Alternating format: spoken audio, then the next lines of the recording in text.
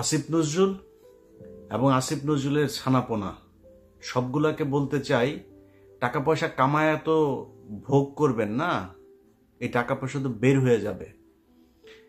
অনেক আমাদের প্রিয় উপদেষ্টার বাবা পর্যন্ত গিয়া চাঁদাবাজি করছে, সেই ফোন রেকর্ডও আছে। বাপরে মাঠে নামিয়েছে চাঁদাবাজি টাকা কালেকশন করার জন্য। আপনাদের কাছে একটু বিচার দেওয়ার জন্য ভিডিওটা তৈরি করছি। আসিফ নজরুল বিডিআরের যেই সদস্যদের আপনার বিচার চলছিল শেখ হাসিনার সময়ে, প্রায় 7 মাস হতে যাচ্ছে, এখনো পর্যন্ত তারা জেলখানায়। আমরা এই বিডিআর নিয়ে অনেক কথা শুনেছি যে এটা ভারত এসে করিয়েছে, যেসব যারা খুন করেছিল তাদেরকে সরিয়ে দেওয়া হয়েছে, সাদা গাড়িতে করে কালো অ্যাম্বুলেন্সে করে, নানান কথাবার্তা শুনেছি না আমরা। যদি সেটা সত্যি হয় তাহলে যারা খুন করেছে, আসলে যারা খুনের সাথে, সেই তোরাবালি, তারপরে লেদার লিটন, এদের তো সব ছেড়ে দেওয়া হয়েছে।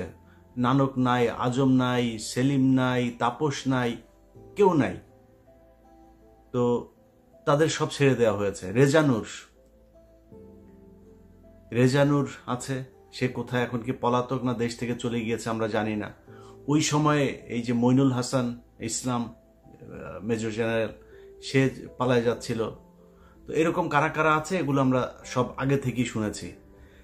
এবং যেই সৈনিকরা আসল সাক্ষী দিতে চেয়েছে তাদেরকে মেরে ফেলা হয়েছে, গুম করা হয়েছে, তাদেরকেই এই জেলখানায় নিয়ে বন্দি করা হয়েছে।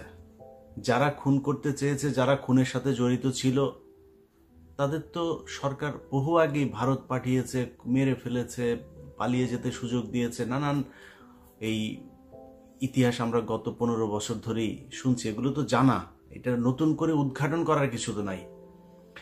আসিফ নজরুল 7 মাসে এখন পর্যন্ত এই বিডিআরের যে নিরীহ জওয়ানগুলো, যারা সব সত্য কথা, সত্য সাক্ষী দিয়েছিল, তাদেরকে আসামি বানিয়ে শেখ হাসিনা জেলখানায় রেখেছে। তাদেরকে এখনো আসিফ নজরুল জেলখানায় রাখলো। তাদেরকে জেলখানায় রাখার জন্য আসিফ নজরুল যত ধরনের ষড়যন্ত্র আছে সবকিছুই করছে। আমরা সেই 5 তারিখের পরের এই পর্যন্ত মোট 4টা শুনানি হলো। 4 শুনানিতে সবশেষ জানুয়ারির 8 তারিখে আমরা মনে করেছিলাম 9 তারিখে কিছু একটা হবে, অন্তত কয়েকজনকে ছাড়বে। দেখেন আসিফ নজরুল এই মানে ইন্ডিয়ান রয়ের এই সদস্য কত বড় খারাপ, কত অসভ্য। ওইভাবে পারে নাই। প্রথমবার বলেছে পিপি নিয়োগ হয় নাই, তারপরে বলেছে পিপি প্রস্তুতি নেয় নাই, তারপরে পিপি পুরো রায়ের কপি সব পড়তে পারে নাই। এবার কি বলবে? কিছু তো একটা বলতে হবে। এখন ওই যে বক্সিগঞ্জের আপনার যেই কি আলিয়া মাদ্রাসা যেইটা, ওইটার মধ্যে নাটক টাটক সাজায়া, আবার তার মধ্যে আবার স্টুডেন্টদেরকেও এখানে নাটকের অংশ বানিয়েছে। কেউ যায় ঘর পুড়ে দিচ্ছে, কেউ করছে। আরে ভাই, আপনি ওইখানে করেন না বিচার, তাহলে কোথায় করবেন? আপনি জানেন না 9 তারিখে বিডিআর এর শুনানি আছে? জায়গাটা তো ঠিক করে রাখবেন, সেটা ঠিক করেন নাই কেন? একদিন আগে থেকে বিডিআর এর পরিবাররা দেশের বিভিন্ন জায়গা থেকে, গরিব মানুষ এখানে এই শহীদ মিনারে এসে শুয়েছিল, কেউ যাইতে পারে নাই। আসিফ নজরুল শাওনের ঘরে যাইতে পারে, শহীদ মিনারে যাইতে পারে নাই, গিয়ে একটু বলতে পারে নাই যে আপনারা কোত্থেকে আসছেন, আমরা আপনাদের পাশে আছি, আপনারা তো আমারই দেশের মানুষ, ওকে আপনারা ঘরে ফিরে যান, আমরা দেখছি। আসিফ নজরুল বলার সুযোগ পায় নাই। কুকুরের ছানারা সিনেমা দেখতে যাইতে পারে, এইখানে আসার একজন উপদেষ্টার সময় পায় নাই। এখন হাঙ্গামা যদি লাগাই দেই, এদের তো কষ্ট আছে, তাই না? এদের পরিবারের লোকজন, কেউ মারা গিয়েছে পঙ্গু হয়ে। বিডিআর এর লোকজনের বর্ণনা শুনি, পা নাড়াতে পারে না, পঙ্গু হয়ে গিয়েছে, হাঁটতে পারে না। কন্ডেম সেলে যারা থাকে তাদের অবস্থা আরো ভয়ঙ্কর। তাইলে এখনো কারারক্ষী জেলখানার ভেতরে এখনো পর্যন্ত আপনার এই আওয়ামী লীগের, ছাত্রলীগের এই নেত্রী তারা এখন পর্যন্ত বিভিন্ন গুরুত্বপূর্ণ দায়িত্বে আছে। তারা হাসপাতালে, এই কারাগারের ভেতরে নানান ধরনের এই দিয়ে আপনার কি বলে, আওয়ামী লীগের লোকজনকে সুবিধা দিয়ে, যারা শেখ হাসিনার সময় জেলখানায় গিয়েছে, এই কি বলে আইসিটি অ্যাক্টে যারা মামলাতে গিয়েছে, তাদের উপরে নির্যাতন চলছে, তাদেরকে নানান সুযোগ সুবিধা দেওয়া হচ্ছে না। আর আওয়ামী লীগে যারা যাচ্ছে তাদেরকে সব ধরনের বাসা থেকে খাবার টাবার সব কিছু চলছে। এইভাবে এখনো পর্যন্ত জেলখানা চলছে। তো এই মানুষগুলোর পরিবারের তো কষ্ট আছে, তাই না? এদের তো দেয়ালে পিঠ ঠেকে গিয়েছে। তাদের জন্য 9 তারিখে এইভাবে ধোকা দিল আসিফ নজরুল। তো 9 তারিখে আপনি আলিয়া মাদ্রাসার এখানে করবেন না, বক্সিগঞ্জে করবেন না, কোথায় করবেন? কোনো একটা জায়গায় আপনি আগে থেকে সেটা ঠিক করে রাখা উচিত ছিল, করেন নাই। পরশু দিনের ঘটনা বলি আপনাদেরকে, বিডিআর হত্যাকাণ্ড নিয়ে একটা কমিশন তৈরি করা হয়েছে না? এই পর্যন্ত আরো একটা কমিশন আছে, কিন্তু গুম কমিশন। গুম কমিশনের যেসব চেয়ারম্যান তাকে হচ্ছে আপনার অ্যাপিলেট ডিভিশনের আপনার বিচারকের দেওয়া হয়েছে, পদমর্যাদা দেওয়া হয়েছে, আর সদস্যদেরকে হাইকোর্ট ডিভিশনের এই বিভাগের আপনার বিচারকের পদমর্যাদা দেওয়া হয়েছে। এখন পরশু দিনের মিটিংয়ে এই যে সদস্য যে কজন ছিল, সেখানে এই মেজর জেনারেল ফজলুর রহমান সাহেবও ছিলেন। ফজলুর রহমান সাহেব ওই দিনের মিটিংয়ে নাকি খুবই চুপচাপ ছিলেন, তিনি কোনো কথা বলেন নাই। জানি না কেন কথা বলেন নাই। সদস্যরা সবাই দাবি করেছে তাদেরকে যেন ওই মর্যাদাটা দেয়া হয়। সেখানে বিশেষ করে স্বরাষ্ট্র সচিব, আরো কয়েকজন আমলা ছিল, তাদেরকে বলেছেন যে না, আপনাদের এত পদমর্যাদা লাগবে কেন, আপনারা কাজ শুরু করেন। পদমর্যাদা এই জন্যই লাগবে, তারা চাইলেই একজনের বিরুদ্ধে সমন জারি করতে পারবে, তারা চাইলেই একজনকে জিজ্ঞাসাবাদ করতে, চাইলেই একজনকে আটক করার এই আদেশ দিতে পারবে। এই জন্য লাগবে, তাদের গাড়ি থাকবে, তাদের সিকিউরিটি থাকবে, তাদের সাথে গানম্যান থাকবে, এই জন্য তাদেরকে ওই পদমর্যাদা দিতে হবে। এটা দিতে চাচ্ছে না। আপনাদের নিশ্চয়ই মনে আছে, এই বিডিআর হত্যাকাণ্ড নিয়ে কমিশনই করতে চাচ্ছিল না। এখন কমিশন করে নানানভাবে এটার মধ্যে একটা বাধা সৃষ্টি করে কোনোভাবে যাতে এটাকে ঠেকানো যায়। এখানে তো 1-2 টাকার খেলা না, তো পুরো দেশ, ইন্ডিয়া একদম রাষ্ট্রীয়ভাবে এটার বিরুদ্ধে। আর আসিফ নজরুল কাদের প্রোডাক্ট, সেই প্রথম আলো, ডেইলি স্টারের, সেগুলো তো আমরা সবাই জানি।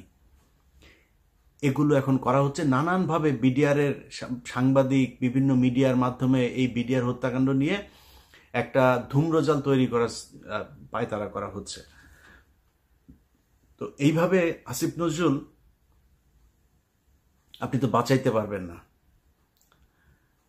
বিডিআরের হত্যাকাণ্ড নিয়ে যত অডিও রেকর্ড, যত কাগজপত্র, যত ফাইল যা যা আছে, কমিশনের কাছে যা নাই ওইটা আমার কাছে আছে। এখান থেকে বাঁচতে পারবেন না। তো আমি কাজ করছি, দিন রাত খাটছি বিডিআর এর এই ফাইল নিয়ে। এক এক ফোন রেকর্ড, সেই 25 তারিখের, 26 তারিখের, 27 তারিখের এক এক ফোন রেকর্ড 1.5 ঘন্টা 2 ঘন্টা করে শুনছি, সারা দিন রাত এগুলো শুনছি, শুনে শুনে লিখছি। আমি তো ফাঁক ফোকর রাখবো না। এমন এক জিনিস বানায় দিব, এই কমিশন শুধু আমার ওই অনুসন্ধান দেখা যদি নাকি রায় দিয়ে দেয়, এনা আর কিছু লাগবে না। আসিফ নজরুল আপনি যত টাকাই খান, যাই করেন, যেমনি চান, এটা বাঁচাইতে পারবেন না। আর যদি মনে করে থাকেন যা মনে চায় তাই করবেন, এই যে বাংলাদেশ ব্যাংকে রয়ের এক সদস্যকে আপনার বসানো হচ্ছে, এখন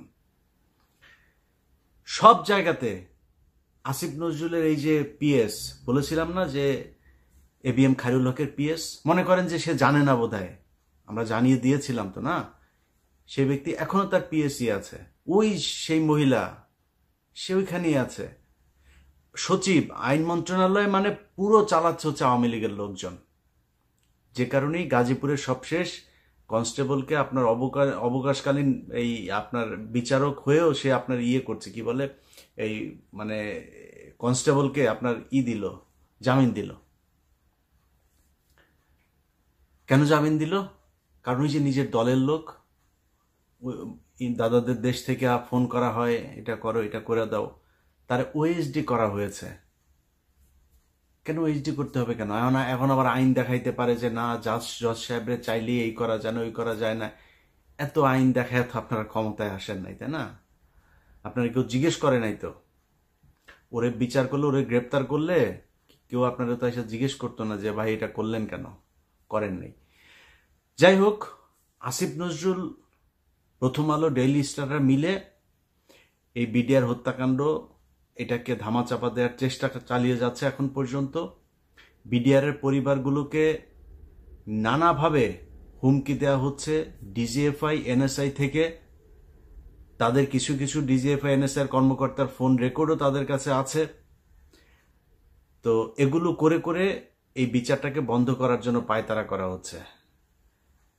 আসিফ নজরুল এবং আসিফ নজরুলের ছানাপোনা সবগুলাকে বলতে চাই, টাকা পয়সা কামায় তো ভোগ করবেন না, এই টাকা পয়সা তো বের হয়ে যাবে। অনেক আমাদের প্রিয় উপদেষ্টার বাবা পর্যন্ত গিয়া চাঁদাবাজি করছে, সেই ফোন রেকর্ডও আছে। বাপরে মাঠে নামিয়েছে চাঁদাবাজি টাকা কালেকশন করার জন্য। আবার এটার আবার একটা বৈধতা নিয়েছে, কিভাবে জানেন? ওনারা নাকি দল গঠন করবে, দলের জন্য টাকা লাগবে।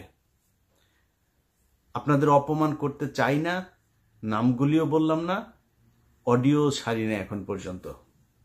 পরিস্থিতি এমন করবেন না যে সেগুলো ছাড়তে বাধ্য হই।